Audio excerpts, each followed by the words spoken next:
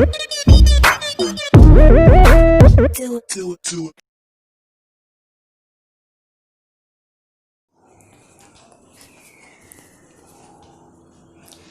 Everyone. तो देखो आज हमें कंडक्टेंस चैप्टर में क्या क्या पढ़ना है। पहली बात तो कंडक्टेंस चैप्टर्स में मैं आपको नर्स्ट इक्वेशन तक करा चुकी हूँ। ठीक, आज जो हमें पढ़ना है वो कंडक्टेंस ऑफ इलेक्ट्रोलाइटिक सॉल्यूशंस पढ़ना है। मतलब इलेक्ट्रोलाइटिक सॉल्यूशन में क्या कंडक्टेंस होती है ये हम डील करेंगे, और उसके साथ साथ molar conductance new term introduce हो जाएंगी, वो साथ साथ हम करते चलेंगे। ठीक है, तो ये यहाँ से जो पोर्शन है इससे थ्योरेटिकल क्वेश्चन भी बनते हैं ऑप्शनल, प्लस आपके न्यूमेरिकल तो यहाँ से भर भर के पूछे जाते हैं। मतलब एक दो न्यूमेरिकल आपको देखने को मिलेगा ही। ठीक, तो हम स्टार्ट करते हैं कंडक्टेंस ऑफ इलेक्ट्रोलाइटिक सॉल्यूशन।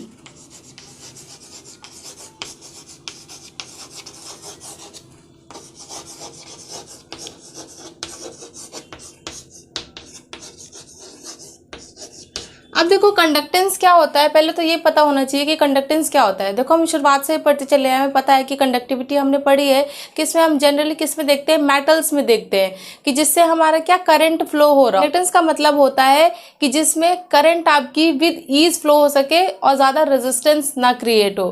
ठीक, वो हमारी कंडक्टेंस होती है कि करंट फ्लो विद ईज। और रेजिस्टिविटी की बात यहाँ पे आ गई है तो उसको भी देखेंगे। ये इसका छोटा सा डेफिनेशन लिख लो, करंट फ्लो विद ईज। ठीक, अब रेजिस्टेंस हमारा टर्म इंट्रोड्यूस हुआ है, तो रेजिस्टेंस का क्या मतलब है। देखो रेजिस्टेंस की डेफिनेशन बेसिकली क्या होती है, जब हमारी किसी वायर में करंट बह रही होगी, करंट फ्लो हो रही होगी, करंट हमारे इलेक्ट्रॉन की वजह से फ्लो होती है एक बात, और जो हमारी रेजिस्टेंस होता है, रेजिस्टेंस क्या होता है, कंडक्टेंस का इन्वर्सली प्रोपोर्शनल होता है। तो कंडक्टेंस मतलब क्या होता है कि कितनी तेज़ आपकी या किस ईज से आपकी करंट फ्लो हो रही है। सिमिलरली रेजिस्टेंस क्या होता है, जैसे रियल लाइफ में हम फ्रिक्शन की बात करते हैं कि क्या प्रतिरोध फ्रिक्शन क्रिएट कर रहा हो, सिमिलरली वैसे ही वायर में क्या होता है, रेजिस्टेंस होता है जो करंट को बहने में क्या करता है, मदद नहीं करता है, उसको रोकता है कि अच्छे से करंट फ्लो नहीं हो पाती। रेजिस्टेंस क्या होता है, कंडक्टेंस का जस्ट इनवर्स होता है।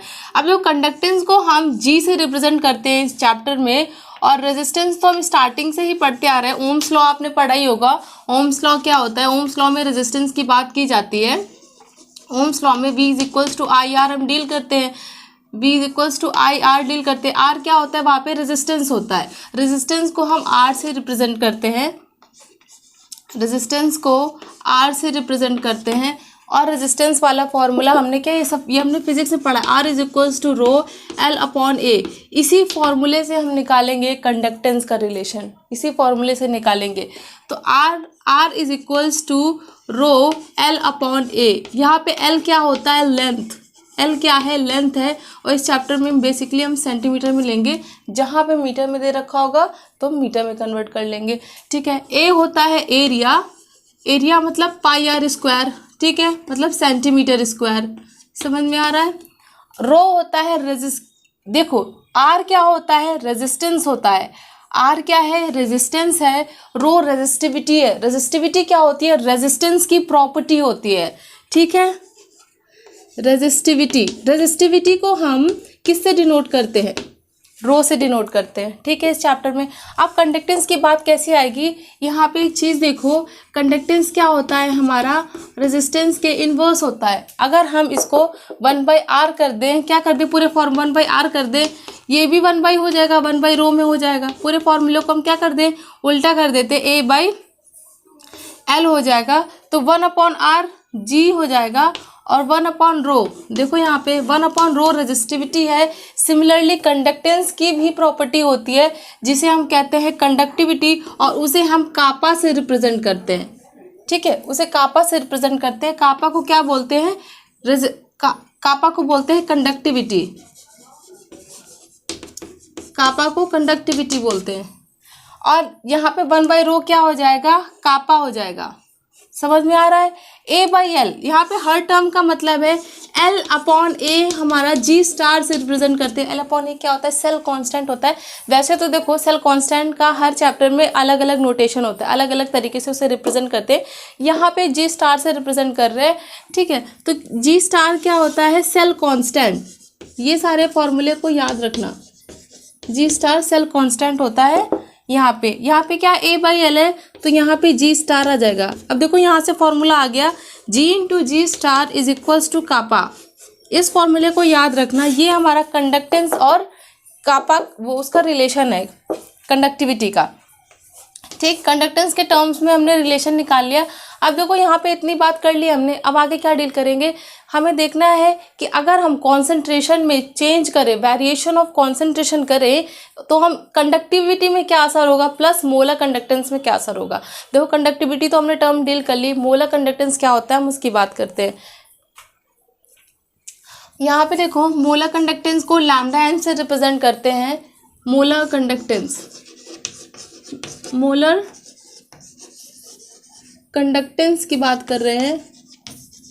ठीक, मोलर कंडक्टेंस को लैम्डा एम से रिप्रेजेंट करते हैं। लैम्डा एम की जो हम बात कर रहे हैं, चाहे ऐसे लिख लो चाहे वैसे लिख लो, दोनों तरीके से लिख सकते हो। लैम्डा एम की बात कर रहे हैं, ये हमारा बेसिकली 1 मोल ऑफ इलेक्ट्रोलाइट की बात करता है। हम जब भी इसको लेंगे तो इसमें मोल्स फिक्स होंगे, 1 मोल ऑफ इलेक्ट्रोलाइट की ये बात करेगा। और देखो वॉल्यूम फिक्स नहीं होगा, वॉल्यूम फिक्स नहीं होगा बट मोल्स फिक्स होंगे। 1 मोल इलेक्ट्रोलाइट की बात करेंगे अगर हम मोलर कंडक्टेंस की बात कर रहे हैं। ठीक है, अब देखो एक इम्पॉर्टेंट चीज़ जो है इस चैप्टर में कि वेरिएशन ऑफ कॉन्सेंट्रेशन और किस में देखना है, कंडक्टेंस और कंडक्टिविटी में क्या फ़र्क पड़ता है अगर हम कॉन्सेंट्रेशन में चेंज करें तो। देखो वेरिएशन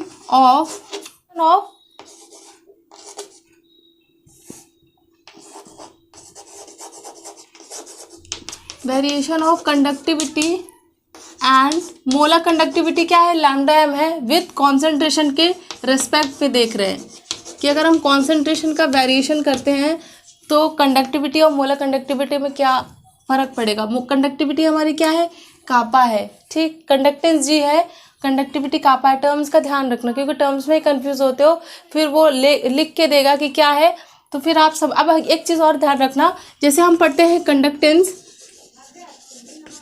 जैसे हम कंडक्टेंस की बात करते हैं, कंडक्टेंस क्या है, जी से रिप्रेजेंट करते हैं। सिमिलरली कई जगह आपको दे रखा होगा स्पेसिफिक कंडक्टेंस, तो कंफ्यूज मत होना, ये सेम चीज़ होती है। अब देखो एक चीज़ ध्यान में आई, यहाँ पे देखो कि जब कभी कभी क्वेश्चंस में आपको देगा स्पेसिफिक कंडक्टेंस, तो स्पेसिफिक कंडक्टेंस क्या होती है ये देखो। कंडक्टिविटी हमने पढ़ा है, कंडक्टिविटी को कापा से रिप्रेजेंट करते हैं। सिमिलरली कंडक्टिविटी क्या होता है, स्पेसिफिक कंडक्टेंस भी दे सकता है, स्पेसिफिक कंडक्टेंस के नाम से भी दे सकता है। तो कंफ्यूज मत होना कि कंडक्टिविटी स्पेसिफिक कंडक्टेंस दोनों अलग अलग नहीं है, सेम चीज़ है। ठीक है, स्पेसिफिक कंडक्टेंस, बिल्कुल कंफ्यूज मत होना दोनों चीज़ों में। सिमिलरली जैसे हमने बताया है, रो को रेजिस्टिविटी कहते हैं, और कभी वो क्वेश्चन में दे दे कि स्पेसिफिक रेजिस्टेंस, तो कंफ्यूज मत होना, रेजिस्टिविटी और स्पेसिफिक रेजिस्टेंस दोनों एक ही चीज़ है।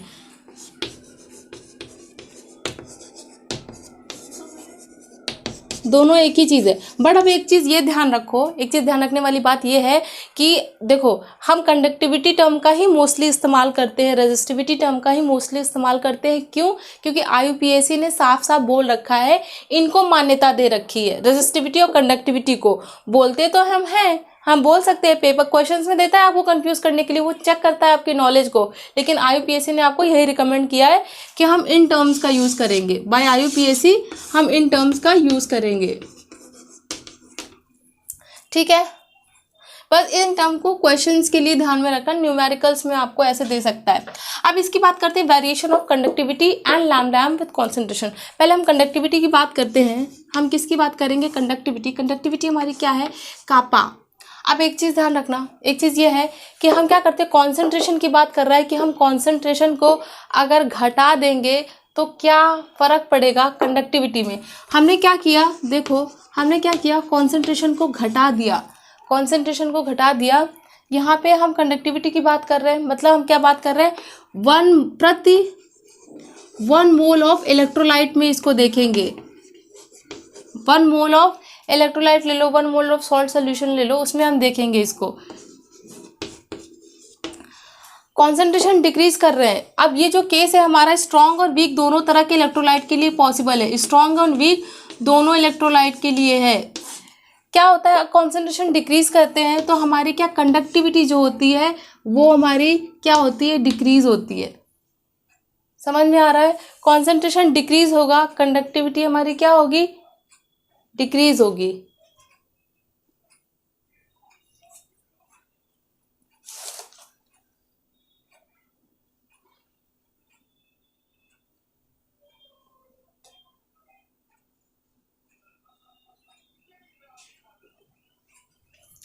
हाँ, अब देखो कॉन्सेंट्रेशन डिक्रीज करने से कंडक्टिविटी हमारी डिक्रीज होती है।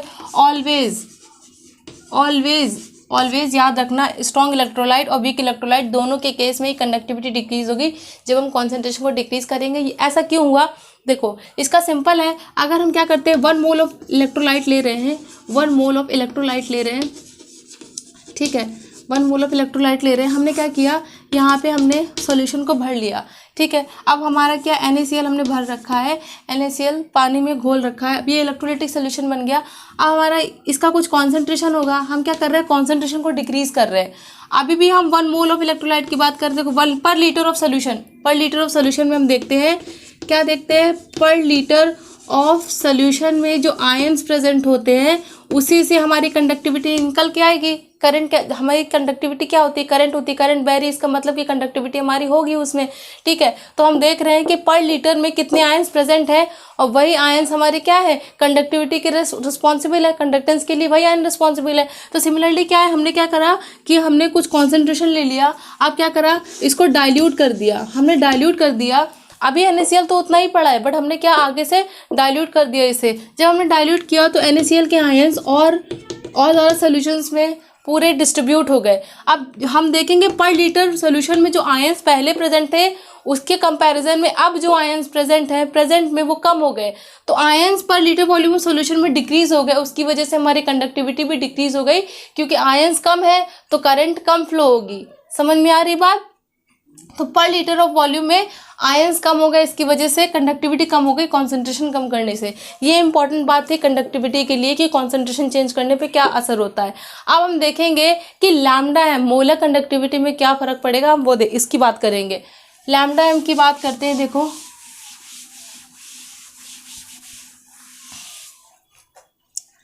देखो लैम्डा एम में क्या फर्क पड़ेगा,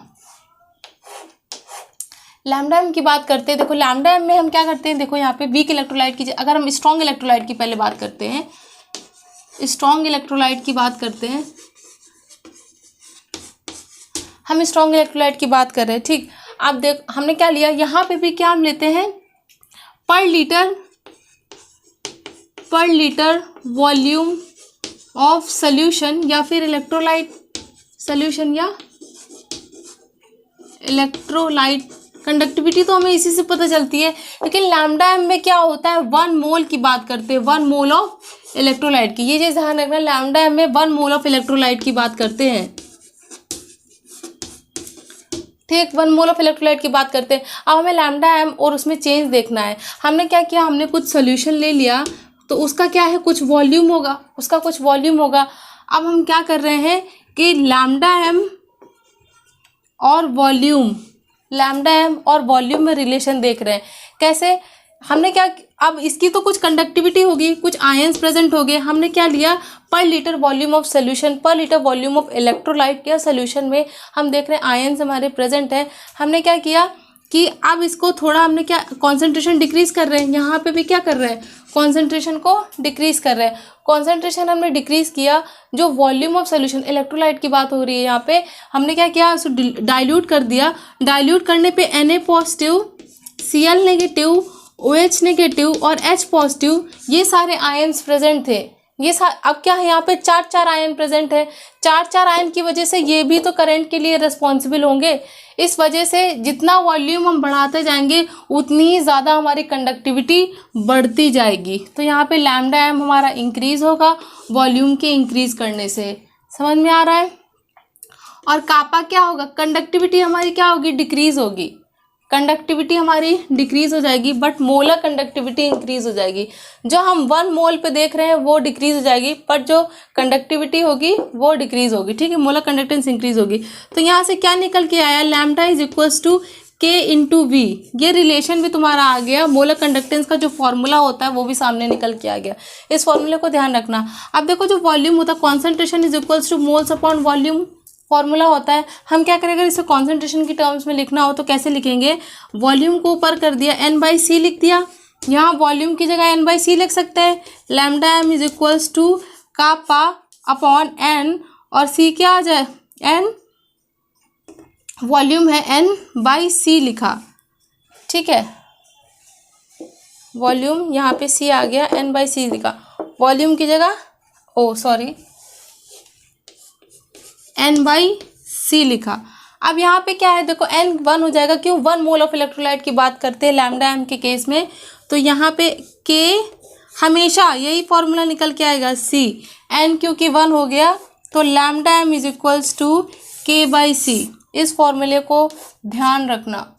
अगर क्वेश्चन में कॉन्सेंट्रेशन की टर्म दे रखी होगी तो कॉन्सेंट्रेशन की वैल्यू पुट करना, अगर वॉल्यूम दे रखा होगा तो वॉल्यूम का भी फॉर्मूला लिखा आया है। दोनों फॉर्मूले से क्वेश्चन आपका सॉल्व हो जाएगा, ठीक है। ये चीज़ समझ में आई कि हमने क्या किया। देखो हम यहाँ पे एक चीज़ समझ लो, स्ट्रॉन्ग इलेक्ट्रोलाइट की बात हो रही है। ये किसका केस है, स्ट्रॉन्ग इलेक्ट्रोलाइट का केस है।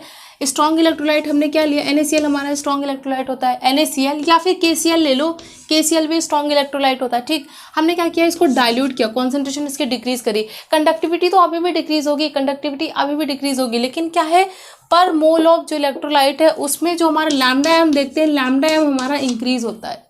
लैम्डा एम कैसा इंक्रीज होता है, कंडक्टिविटी अभी भी डिक्रीज होगी। तो ये तुम्हारा इसका स्ट्रॉन्ग इलेक्ट्रोलाइट का केस आ गया। अब देखो इसमें क्या है, वीक इलेक्ट्रो, अभी स्ट्रॉन्ग इलेक्ट्रोलाइट में एक ग्राफ है, उसे देखना है हमें। स्ट्रॉन्ग इलेक्ट्रोलाइट में एक बहुत इंपॉर्टेंट ग्राफ है, उसे देखो।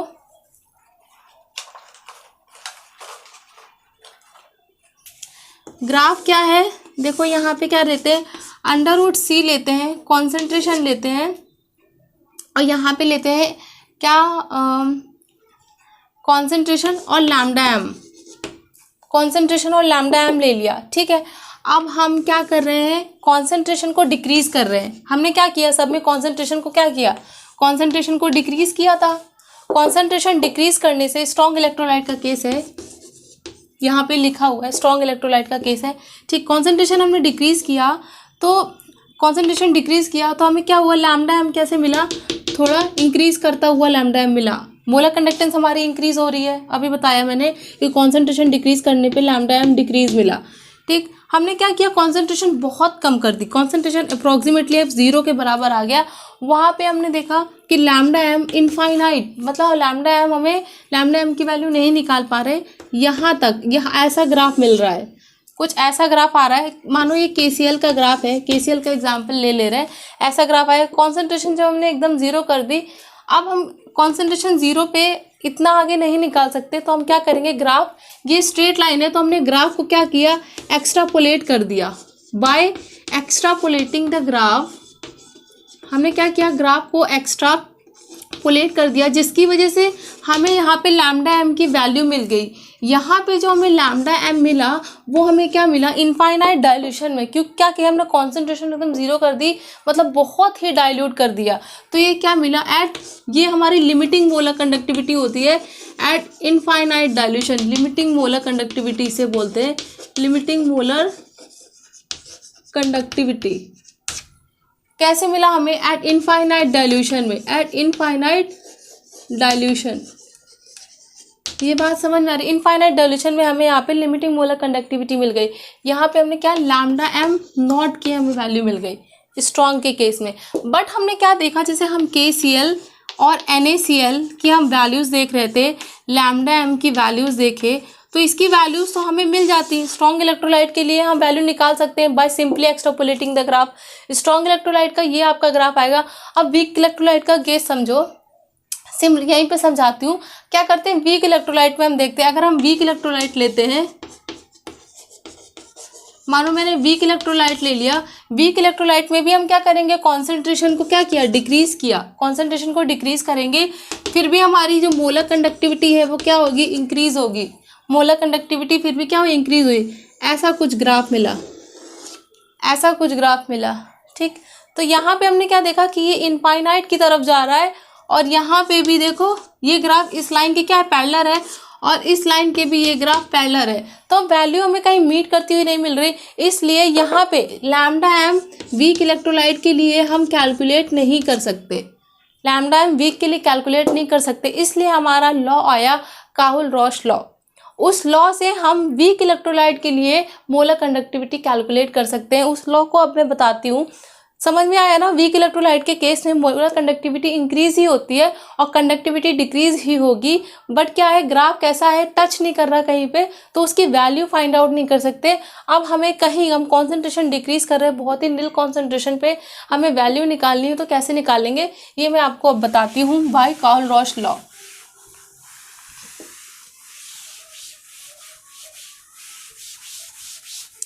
यहाँ पे देखो ये जो लॉ है हमारा,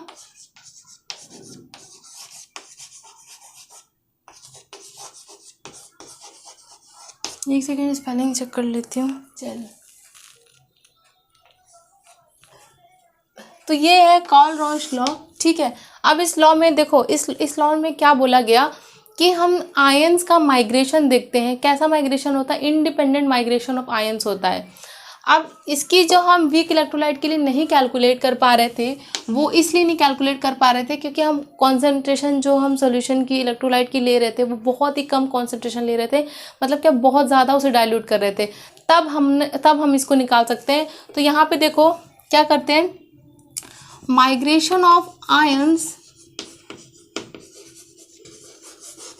हम क्या करते हैं, आयंस का माइग्रेशन देखते हैं। हम आयंस का ही माइग्रेशन देख रहे हैं। आयंस की माइग्रेशन की वजह से हमारी कंडक्टिविटी, मोलर कंडक्टिविटी टर्म आती है, ठीक है।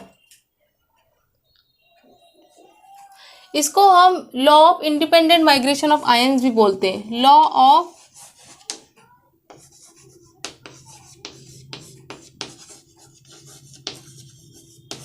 इस लॉ को law of independent migration of ions भी बोलते हैं। ऐसे भी ये लॉ दिया जा सकता है। अब देखो इस लॉ में, काहुल-रॉस लॉ में सिंपल उसने क्या बात बोली, उसने बोली हमने कोई भी सोल्यूशन ले लिया, हमने क्या कोई भी इलेक्ट्रोलाइट ले लिया, कोई भी, जैसे हमने KCl ले लिया, KCl क्या किया, पानी में हम डिसॉल्व करेंगे तो K पॉजिटिव Cl नेगेटिव के फॉर्म में वो डिसोशिएट हो जाएगा। अब KCl कैसा स्ट्रॉन्ग इलेक्ट्रोलाइट है, ये तो ऑलमोस्ट 100% डिसोशिएट हो जाएगा, 99.9 ऐसे डिसोशिएट हो जाएगा। तो उसका जो हमने Na पॉजिटिव, अब यहाँ पे देखो, हाँ क्या कहा इसने, जब हम KCl और NaCl को हमने क्या किया, पानी में ले लिया तो ये 100% डिसोशिएट हो गया K पॉजिटिव Cl नेगेटिव में, और NaCl भी Na पॉजिटिव Cl नेगेटिव में डिसोशिएट हो गया। तो यहाँ पे हमने देखा कि जो इनकी lambda m limiting molar conductivity की वैल्यू आ रही थी वो अप्रॉक्सीमेटली सेम आ रही थी। किसी भी, अगर हम किसी भी Cl को भले ही हम चेंज कर दें, बट इनकी जो वैल्यू है सेम आ रही थी। फॉर, यहाँ पे देखो, for any x the value of lambda m naught, the value of lambda m naught is approximately same। तभी हम क्या कर रहे थे, स्ट्रॉन्ग इलेक्ट्रोलाइट का निकाल पा रहे थे, क्योंकि हमारा ग्राफ स्ट्रॉन्ग इलेक्ट्रोलाइट के लिए ऐसे बन रहा था, हमने जस्ट उसे एक्सट्रापोलेट कर दिया तो यहाँ पे मिल गया। बट वीक इलेक्ट्रोलाइट के केस में क्या हुआ, इसने बोला कि देखो, अब लॉ क्या कहता है कि हमने कोई भी KCl स्ट्रॉन्ग इलेक्ट्रोलाइट को हमने उसमें 100% डिसोशिएट होता है, पानी मिला दिया, तो अगर उनका इंडिपेंडेंट लैम्डा एम नॉट की वैल्यू दी हो, इंडिपेंडेंट आयंस की, उनको ऐड करेंगे तो उसकी जो लिमिटिंग मोलर कंडक्टिविटी उसी के बराबर आएगी। ठीक है, बात समझ में आ रही है। क्या कहा उसने, यहाँ पे देखो कि अगर हम, देखो क्या बोलता है, इंडिविजुअल आयंस की लैम्डा एम नॉट की वैल्यू, इंडिविजुअल आयंस की लैम्डा एम नॉट की वैल्यू अगर दे रखी हो, इंडिविजुअल आयंस की बात कर रहा है, मतलब कैसे, कैट आयन, उसके cation and anion की बात कर रहा है। कैट आयन और एन आयन की अगर लैम्डा एम नॉट की वैल्यू दे रखी हो, लिमिटिंग मोलर कंडक्टिविटी की वैल्यू दे रखी हो, तो हम क्या कर सकते हैं, उनको सिंपली ऐड कर देंगे तो हमारा आंसर आ जाएगा। तो हम वीक के लिए भी कैलकुलेट कर सकते हैं। अब यहाँ पे देखो, आपको और अच्छे से एक्सप्लेन करती हूँ। यहाँ पे देखो हम क्या लेते हैं, वीक इलेक्ट्रोलाइट का केस, वीक इलेक्ट्रोलाइट का एग्जाम्पल क्या दे सकते हैं, CH3COH एग्जाम्पल दे सकते हैं वीक के लिए, CH3COH। अब इसको डिसोशिएट करना है तो कैसे डिसोशिएट होगा, H positive plus CH3 CO negative. अब यहाँ पे ये 10 प्रेजेंट है तो पूरा 10 में तो डिसोशिएट होगा नहीं, हो सकता है 6 में डिसोशिएट हो, ये 2 में डिसोशिएट हो। अब 6 2 मिला के 8 ही होता है, 2% देखो डिसोशिएट नहीं हुआ, तो ये 100% डिसोशिएट नहीं हो सकता, इससे कम ही डिसोशिएट होता है। तो क्या कर सकते हैं, अगर H पॉजिटिव की लैम्डा एम नॉट की वैल्यू दे रखी हो और CH3 COH की लैम्डा एम नॉट की वैल्यू दे रखी होगी, तो इन दोनों को हम ऐड करेंगे और CH3 COH की लैम्डा एम नॉट की वैल्यू कैलकुलेट कर सकते हैं। तो हम क्या करते हैं कि हमें क्वेश्चन में क्या, स्ट्रॉन्ग के लिए तो वैल्यू हमारी अप्रोक्सीमेटली सेम आती है, स्ट्रॉन्ग के लिए वैल्यू कैलकुलेट कर लेते हैं, उनको क्या करते हैं, आयंस को प्लस करते हैं और जो आयंस नहीं होंगे उन्हें सब्ट्रैक्ट कर देंगे, और हमारा वीक के लिए जो है, वीक के लिए limiting molar conductivity find out कर लेते हैं। तो ये हमारा काउल-रॉश लॉ है, इतना समझ में आ गया होगा। ठीक है, इसके बाद क्या बचता है, हाँ अब देखो एक और चीज़ देखो, एक और रिलेशन है हमारा। जब से हमने क्या किया, CH3 COH है, ये क्या, अगर हमने ये 10 प्रेजेंट था, मतलब यहाँ पे सोचो अगर 1 प्रेजेंट है, अगर हमारे 10 ही प्रेजेंट है, 10 में से हमें पता है 6 पार्ट 2 पार्ट हमारा डिसोशिएट हुआ है। तो यहाँ पे अगर मान ले अल्फा डिसोशिएट हुआ है, यहाँ पे क्या है, अल्फा डिसोशिएट हुआ है, यहाँ पे मान लो कुछ अलग डिसोशिएट हो, C अल्फा मान लो, यहाँ पे कुछ और अल्फा डिसोशिएट हुआ है। ठीक है, तो हम क्या कर सकते हैं, अल्फा यहाँ पे क्या डिसोसिएशन कांस्टेंट है, कभी भी आपको वैल्यू दे सकता है कि डिसोसिएशन क्या कांस्टेंट फाइंड आउट करो। तो कैसे करोगे, डिसोसिएशन कांस्टेंट फाइंड आउट करने के लिए सिंपली ये करना है कि डिसोसिएशन कांस्टेंट को अल्फा से डिनोट करते हैं, तो पता ही है, हमने पढ़ा हुआ है, केमिकल इक्विलिब्रियम, आयनिक इक्विलिब्रियम में ये सब डील करते रहते हैं। ठीक है, अल्फा इज इक्वल्स टू क्या होता है, देखो कि lambda M molar conductivity upon क्या, lambda M not limiting molar conductivity, ये फॉर्मूला होता है। अगर तुम्हारी दोनों वैल्यूज दे रखी हैं, मोलर कंडक्टिविटी और लिमिटिंग मोलर कंडक्टिविटी दोनों की वैल्यूज दे रखी हैं, तो वहां से हम अल्फा फाइंड आउट कर सकते हैं, या इन दोनों में से कुछ दे रखा है तो हम ये कर लेंगे। अगर तुम्हें कभी लैम्डा एम नॉट पूछा गया, अल्फा दे रखा होगा, तो तुम वो भी निकालोगे इस फॉर्मूले से सिंपली। ठीक है, बहुत ही छोटा फॉर्मूला है, 2 वैल्यूज दी हो, 1 वैल्यू निकाल सकते हो। तो इतना समझ में आ गया होगा आपको। इसके बाद देखो इलेक्ट्रोलिटिक सेल बचा है, इलेक्ट्रोलिटिक सेल आपको नेक्स्ट वाले में पढ़ाऊंगी। ठीक है, तो इतना आपको समझ में आ गया होगा, I hope. Thank you so much guys. और जो चैनल में न्यू है वो चैनल को ज़्यादा से ज़्यादा लाइक करो, शेयर करो, सब्सक्राइब करो, और जो पुराने हो वो आराम से शेयर करो guys. Thank you so much.